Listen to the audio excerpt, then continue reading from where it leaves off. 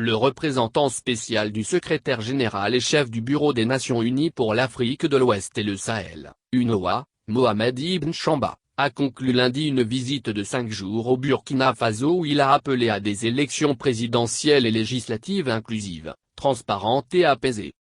Selon l'émissaire de l'ONU, cette visite de solidarité des Nations Unies visait à encourager tous les acteurs nationaux impliqués dans la préparation et l'organisation des élections présidentielles et législatives inclusives, transparentes et apaisées au Burkina Faso.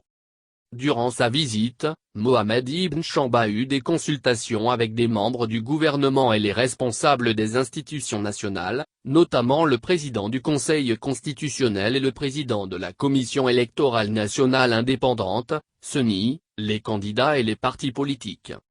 Le représentant spécial a salué l'esprit de concertation et de consensus qui a mené à l'audit du fichier électoral en cours, et a appelé les acteurs burkinabés à maintenir le même état d'esprit de concorde pour éventuellement résoudre les contentieux.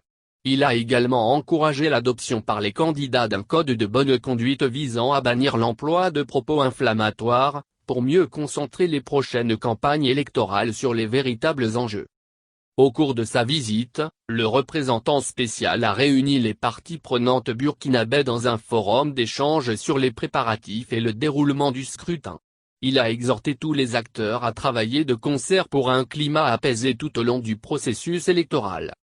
Dans une période difficile marquée par la pandémie de la Covid-19 et la persistance de la menace terroriste, il est vital que toutes les parties prenantes agissent en concertation pour consolider les acquis démocratiques et la paix au Faso, a-t-il souligné.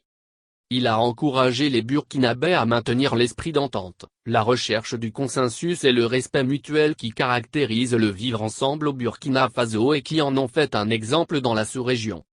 Les prochaines élections présidentielles et législatives seront les plus ouvertes que le pays ait connues.